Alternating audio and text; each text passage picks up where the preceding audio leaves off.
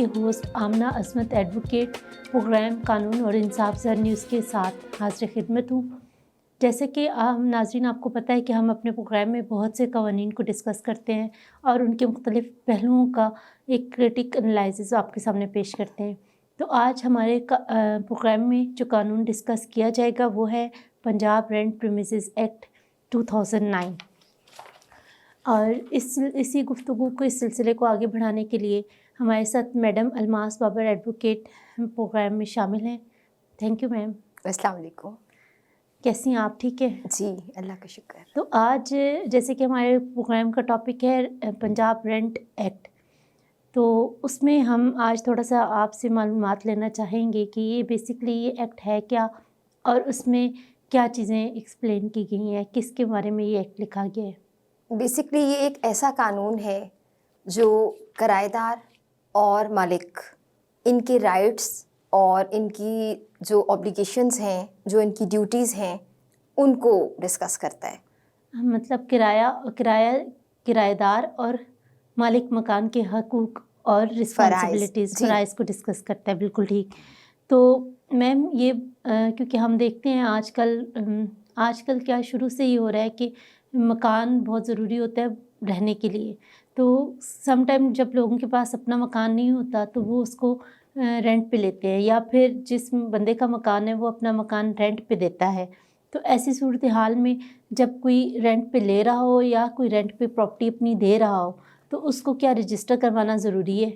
जी, बहुत ज़रूरी है और ये सबको पता होना चाहिए कि जब भी कोई प्रॉपर्टी एक मालिक मकान रेंट आउट करता है, किराए पे देता है, तो उसको तहरीरी शक्ल में लाना आपको बहुत सी कानूनी पेचीदगियों से बचा सकता है और ये बहुत ज़रूरी है। बिल्कुल सही। और इसको तहरीरी शक्ल में ला के प्रॉपर एक रजिस्टर करवाना भी बहुत ज़रूरी है, एक एग्रीमेंट फॉर्म में, और उस एग्रीमेंट को फिर रजिस्टर्ड करवाना। ठीक है। तो जो एग्रीमेंट हम लिख रहे होते हैं उसमें क्या तमाम टर्म्स एंड कंडीशंस को लिखना ज़रूरी है कि हमारी ये टर्म्स हैं और ये कंडीशंस हैं जिनके तहत हम ये प्रॉपर्टी रेंट आउट कर रहे हैं या ले रहे हैं? जी बिल्कुल, ये बहुत ज़रूरी है और एक प्रॉपर रिटन एग्रीमेंट तैयार किया जाता है जिसमें मालिक मकान की ऑनरशिप डिक्लेयर होती है और जो भी किराएदार होता है वो प्रीमिसेस रेंट आउट कर रहा होता है, उस पे जो ड्यूटीज़ होती हैं उनकी पूरी डिटेल्स, किराए से रिलेटेड सारी बात मुकम्मल तौर पे कि कितना किराया जो है वो आपस में इन लोगों ने डिस्कस की है, और अगर इन्हांसमेंट है सालाना, वो ये चीज़ें सारी जो भी सिक्योरिटी से रिलेटेड चीज़ें हैं वो एग्रीमेंट में प्रॉपर लिखी जाती है। अच्छा मैम, मैं सपोज़ मैंने एक मकान रेंट पे लेना है, मैंने उसमें एग्रीमेंट भी लिखवा लिया है और अब ये एग्रीमेंट लिखने के बाद अब ये रजिस्टर किसके पास होगा? कौन सा ऐसा फॉर्म है जो मेरे ये एग्रीमेंट को रजिस्टर करेगा? ये रेंट रजिस्ट्रार बैठे होते हैं हर डिस्ट्रिक्ट लेवल पे गवर्नमेंट की तरफ से, वहाँ पे वो एग्रीमेंट लेकर जाया जाता है और उसको प्रॉपर वहाँ पे रजिस्टर्ड करवाया जाता है। उसमें जो भी रजिस्ट्रार होते हैं उन्होंने प्रॉपर एक पूरा उनका सिस्टम होता है, उन्होंने रजिस्टर्स रखे होते हैं जिसमें वो आपके एग्रीमेंट के तमाम जो कंटेंट्स होते हैं वो अपने पास नोट करते हैं और फिर उस पे अपनी स्टैंप लगाई जाती है और उस एग्रीमेंट जो आप लेके गए होते हैं उसकी एक कॉपी वो अपने पास रख लेते हैं एज अ प्रूफ, और जो ओरिजिनल कॉपी है वो मालिक मकान को वापस दे दी जाती है। बिल्कुल ठीक। तो ये एक प्रॉपर रजिस्ट्रेशन का एक्ट है कि आप कैसे, एक्ट में बता दिया है कि आप किस तरीके से इसको रजिस्टर करा जी। सकते हैं। बिल्कुल सही। अभी एग्रीमेंट एक हो गया, रजिस्टर हो गया, और बिलफर्ज अमूमन ये भी देखा जाता है कि एग्रीमेंट के बिना ही मकान रेंट आउट कर दिया जाता है। किराएदार आ जाते हैं, मालिक मकान जो है उनको दे देता है मकान। तो ऐसी सूरत हाल में अगर रजिस्टर ना हो और बाद में आपस में आपकी मामलात ठीक ना रहें और आपको लिटिगेशन में जाना पड़े, तो फिर उसमें क्या हो सकता है? हमारे पास क्या रेमेडी है और उसमें क्या लॉस क्या कहते हैं?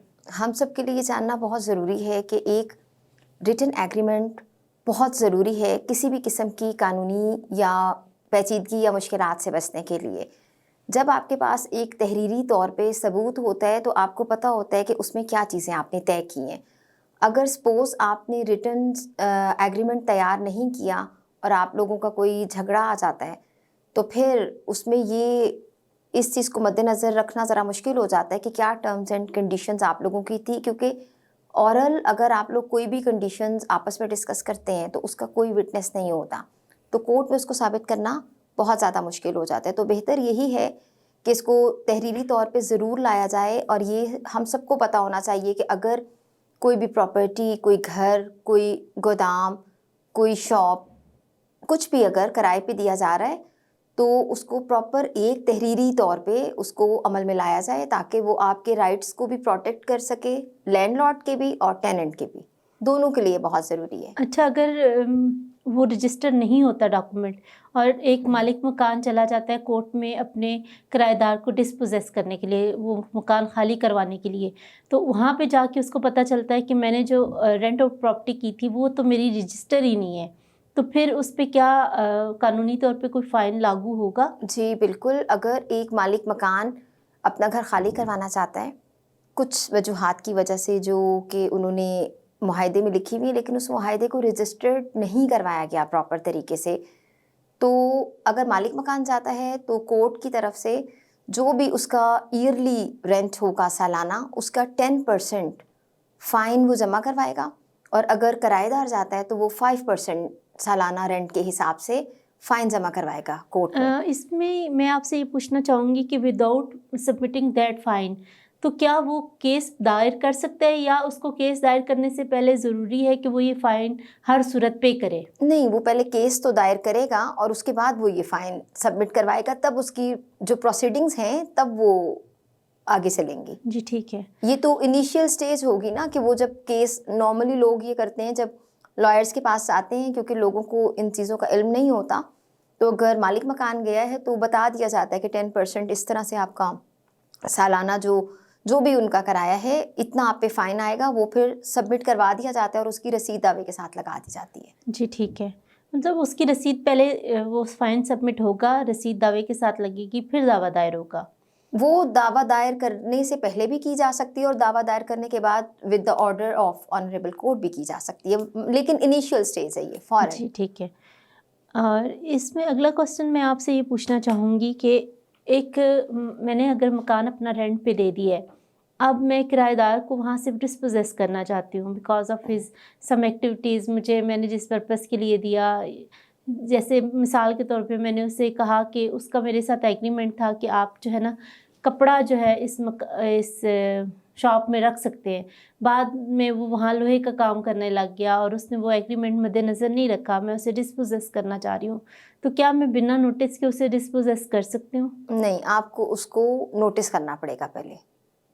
ग्राउंड तो आपके पास है, क्योंकि कोई भी किराएदार जिस मकसद के लिए आप प्रॉपर्टी ले रहे हैं उसी मकसद के लिए आप इस्तेमाल करेंगे, ये लॉ कहता है। अगर आप कोई भी ऐसा काम वहाँ करते हैं जो कि आपने उसकी इजाज़त नहीं ली हुई मालिक मकान से तहरीरी तौर पे, तो ये एक बड़ा वैलिड ग्राउंड होता है मालिक मकान के पास कि वो विकेट करवा सकता है अपनी प्रॉपर्टी, लेकिन इसके लिए पहले जो फर्स्ट स्टेप होगा वो जो भी टेनेंट होगा उसको नोटिस दिया जाएगा। अच्छा, नोटिस कितने दिन पहले दिया जाएगा? ये अप्रॉक्सीमेटली 30 डेज़ इसका टाइम पीरियड ज़रूर होना चाहिए। 30 डेज़ पहले मैं नोटिस इशू करूँगी अपने टेनेंट को कि जी आप मेरे मकान को खाली कर दें। तो अगर बिना नोटिस के मैं करना चाहूँ तो क्या ऐसा प्रोविज़न है कि मैं बिना नोटिस के उसको डिस्पोजेस कर सकती हूँ? नहीं, बिना नोटिस के तो आप अगर कोर्ट में जाएंगे तो नोटिस करना थोड़ा सा इसलिए आपके हक में अच्छा चला जाता है कि आपने एक स्पेसिफिक टाइम अपने टेनेंट को दिया, उसके नॉलेज में आप लाए कि आप इसको जो है वो विकेट करें, तो ये एक तौर पे एक अच्छा गेस्चर जाता है। अच्छा, इसी प्रोपोजिशन को अगर मैं थोड़ा सा आगे लेके चलूँ कि अगर मैं उसको बिना नोटिस के ज़बरदस्ती जबरी डिस्पोजेस करने की कोशिश करूँ तो क्या वो मेरे खिलाफ टेनेंट कोर्ट में जा सकता है? जी बिल्कुल, टेनेंट कोर्ट में जा सकता है और कोर्ट से वो इस चीज़ को रुकवा सकता है। अच्छा, क्योंकि जैसे मालिक मकान के हकूक़ हैं वैसे किराएदार के भी हकूक़ हैं। अच्छा, इसमें एक और सवाल भी मेरे जहन में आ रहा है कि अगर किराएदार और मालिक मकान के जो एग्रीमेंट में जो शराइत व ज़वाबित तय हुई हैं, अगर मालिक मकान उन शराइत की खिलाफ वर्जी करता है तो टेनेंट उसके खिलाफ कोर्ट में जा सकता है? जी बिल्कुल, केस फाइल कर सकता है कि जी मेरे मालिक ने ये लिखा था और आप ये कर रहे हैं? जी बिल्कुल, ऐसा बिल्कुल हो सकता है। जैसे अब एक मालिक मकान की ज़िम्मेदारी है, इसकी मैं एग्जांपल इस तरह से दूंगी। एक मालिक मकान की ज़िम्मेदारी है कि वो अपनी जो भी बिल्डिंग प्रॉपर्टी जो है उसका वो टैक्स पे करे। अगर वो टैक्स पे नहीं करता और इस बात पे भी जो टेनेंट है वो कोर्ट से रुजू कर सकता है। और जैसे अगर एक एग्रीमेंट हुआ है और उसमें सालाना कोई मेंटेनेंस वगैरह है, वो चीज़ें मालिक मकान नहीं करवा रहा, तो इन चीज़ों पे या फिर उसको इल्लीगल तौर पे डिस्पोजेस करना चाह रहा है, उसको धमका के घर या दुकान या जो भी रेंटेड प्रॉपर्टी है खाली करवाना चाह रहा है, तो एक टेनेंट का पूरा राइट है कि वो कोर्ट से जाके रेमेडी अवेल कर सके। अच्छा, वो एक मैं आपसे पूछना चाहूँगी कि कौन कौन सी ग्राउंड्स हैं जिन ग्राउंड्स के तहत एक लैंडलॉर्ड टेनेंट को डिस्पोजेस कर सकता है? इसमें मुख्तलिफ ग्राउंड्स हो सकते हैं। जैसे अगर एक टेनेंट टाइम पे किराया नहीं दे रहा, ये भी एक वैलिड ग्राउंड है। प्रॉपर्टी की तोड़ फोड़ कर दी है या उसकी जो भी नेचर है उसको चेंज कर दिया, एक घर लिया है और उसको कोई गोदाम बना दिया है या कोई क्लिनिक बना दिया है, कोई पार्लर बना दिया है या किसी और पर्पस के लिए इस्तेमाल कर रहा है वो, तो वो खाली करवा सकता है। या कुछ इस तरह की अगर सपोज मालिक मकान को लग रहा है कि जो उसकी रेंटेड प्रॉपर्टी है वहाँ कोई ऐसी एक्टिविटीज़ हो रही हैं जो कि इल्लीगल हैं, इस चीज़ पे भी वो डिस्पोजेस करवाने के लिए कोर्ट से रुजू कर सकता है। या फिर सबलेट कर दिया जाता है। बाज़ औक़ात ऐसा होता है कि लोग प्रॉपर्टी को ले लेते हैं बहुत सस्ते दामों और आगे किराएदारों को चढ़ा देते हैं महंगे दामों, मतलब सबलेट करना कि किराएदार आगे से अपना कोई किराएदार रख लेते हैं। तो ये भी एक वैलिड ग्राउंड है जिस पे खाली करवाया जा सकता है घर या शॉप, जो भी प्रॉपर्टी है। मैम ये बताएं कि मकान मालिक और टेनेंट के दरमियान कोई एग्रीमेंट डिस्कस नहीं हुआ इस तरह का कि हमने कितने अरसे के बाद ये मकान आपसे वापस ले लेना है, या मुद्दत तयन नहीं की गई कि कितने अरसे के लिए आपको रेंट पे दिया जा रहा है, तो उस सूरत में कानून क्या कहता है कि इतने अरसा मतलब आप तसव्वुर ये किया पूछना जाएगा? चाह रही हैं कि एग्रीमेंट में मेंशन ना हो? हाँ, इस सूरत हाल में अगर एग्रीमेंट में ये बात मेंशन होना रह गई है तो, क्योंकि एग्रीमेंट हर साल जो है वो उसको लेटेस्ट किया जाता है, तो उसमें ये चीज़ें फिर मेंशन हो जाती हैं। हाँ, 11 माह गुजरने के बाद फिर जी, वो 11 माह गुजरने के बाद उसी तरीके का एग्रीमेंट अगले साल भी वो समझा जाएगा। रिन्यू किया जाएगा। बिल्कुल ऐसे ही है। एक सिचुएशन ऐसी भी आ जाती है कि कोई मालिक मकान अपना मकान रेंट पे देता है और उसके बाद उसकी वफ़ात हो जाती है, तो ऐसे सूरत में लीगल एयर्स के पास क्या चांस है, वो अपना मकान कैसे खाली करवा सकते हैं? जो भी कानूनी वारसान होते हैं उनको प्रॉपर नोटिस देना पड़ता है टेनेंट को। एक प्रेस्क्राइब टाइम फ्रेम दिया गया है हमारे लॉ में, और उसको बताना पड़ेगा कि क्योंकि जिस बंदे से आपने ये घर या प्रॉपर्टी ली थी वो वफ़ात पा चुके हैं, तो अब आप जो है इसे खाली कर दें। बिल्कुल सही। एक और सिचुएशन अक्सर देखी गई है, क्योंकि बहुत से केसेस ऐसे होते हैं जिसमें मालिक मकान जो है वो अपने टेनेंट से किराया नहीं ले रहा होता और टेनेंट किराया उठा के घूम रहा होता है और मालिक मकान किराया नहीं ले रहा होता, जानबूझ के उसको तंग करने के लिए, ताकि वो कोर्ट में साबित कर सके कि ये मुझे इतने अरसे से किराया नहीं दे रहा। तो ऐसी सिचुएशन में किराएदार के पास क्या हकूक़ हैं, वो कैसे अपना किराया सबमिट करा सकता है? किराएदार के पास इसके लिए बहुत अच्छी रेमेडी है कि वो कोर्ट्स में एप्लीकेशन देगा और हर माह ट्रेजरी डिपार्टमेंट है उसमें अपना किराया, जो भी उसका तयशुदा किराया है वो उसमें जमा करवाता रहेगा ताकि वो डिफ़ाल्टर ना हो। बिल्कुल ऐसे ही है। समटाइम ऐसा होता है कि एक घर है जो रेंट पे हुआ है, उसके बाद उसका जो ऑनरशिप है वो चेंज हो गई है, तो ऐसी सूरत हाल में टेनेंट क्या करेगा? अगर कोई भी ऑनरशिप चेंज हो जाती है तो जो भी रेंट रजिस्ट्रार हैं, रेंट रजिस्ट्रार के पास जो भी नया लैंडलॉर्ड होगा, एक तो वो नोटिस भेजेगा अपनी ऑनरशिप का और एक नोटिस वो भेजेगा जो किराएदार है, और वो जो रजिस्ट्रार है वो बाकायदा उसकी ऑनरशिप से रेलिवेंट चीज़ें अपने रजिस्टर में मेंशन करेगा और वहाँ से एक नोटिस, मतलब एक नोटिस तो लैंडलॉर्ड ने डायरेक्ट भेज दिया अपने टेनेंट को और एक जो रजिस्ट्रार है उसकी तरफ से टेनेंट के पास जाएगा। दोनों तरफ से नोटिस जाके उसको इत्तला होगी कि उसको इत्तला आपकी होगी कि आपका जो मालिक है rented प्रॉपर्टी property का वो चेंज हो चुका है और अब वो ये मालिक है, फलां मालिक है जी। और आपके रूल और रेगुलेशन उसी तरह उसको अब आपने अपना किराया अदा करना है और बाकी जो रेगुलेशंस हैं वो उधर तय करनी है। ऐसे ही है। बिल्कुल इसमें ऐसे मैं ही। ये भी एक बात का इजाफा करना चाहूँगी कि बाज़ औक़ात बहुत से एग्रीमेंट्स में ऐसा होता है कि बाकी चीज़ें तो तय कर ली जाती हैं, ये लिखना अक्सर लोग भूल जाते हैं कि महीने की कौन सी डेट तक किराया उनको हर सूरत अदा करना ही करना है। तो अगर कोई भी आपकी ऐसी सिचुएशन है कि आप लोग अपने एग्रीमेंट में डेट भूल गए हैं मेंशन करना कि फ़लाँ डेट तक आपने किराया देना है, तो ऐसी सूरत हाल में हर महीने की जो 10 तारीख होगी वो उसको समझा जाएगा कि आपने 10 तारीख तक अपना किराया मालिक मकान को ज़रूर अदा करना है। एक सवाल ये भी है कि किराएदार की ज़िम्मेदारी है कि वो मालिक मकान को रेंटेड प्रॉपर्टी की इंस्पेक्शन करने दे या फिर वो उसको मना कर सकता है कि आप मेरी रेंटेड प्रॉपर्टी जो है वो इसकी इंस्पेक्शन नहीं कर सकते? नहीं, किराएदार को ज़रूर कोऑपरेट करना चाहिए कि वो मालिक मकान अगर अपनी प्रॉपर्टी की देखभाल या देखने के लिए आए तो वो प्राइवेसी को मद्देनज़र रखते हुए ज़रूर उसको अलाउ करे।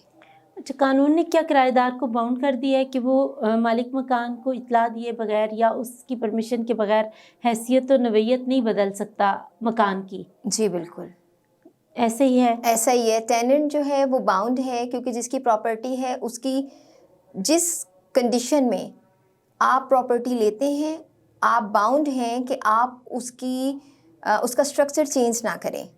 अदरवाइज़ तो मालिक मकान को अच्छा खासा नुकसान हो सकता है। आप एक घर लेते हैं और आप उसको गोदाम की शक्ल दे देते हैं या किसी इंस्टीट्यूट की शक्ल दे देते हैं, तो वो मालिक मकान को नुकसान हो सकता है। इसका बेहतरीन हल ये है कि आप रिटन एग्रीमेंट में उनसे रिटन परमिशन लीजिए, उसके बाद आप चेंज कर सकते हैं। उससे पहले आप चेंज नहीं कर सकते? अगर आप उससे पहले चेंज करेंगे तो आपको कानूनी कॉन्सिक्वेंसेस फेस करने पड़ेंगे, क्योंकि this is the very valid ground to vacate the property. बिल्कुल ऐसे ही है। तो मैं आखिर में आपसे एक सवाल पूछना चाहूँगी, वो ये कि एक मालिक मकान और किराएदार में लिटिगेशन शुरू हो गई है, तो इस केस को ख़त्म होने में कितना टाइम लगता है? ये कितना टाइम टेकिंग प्रोसेस है?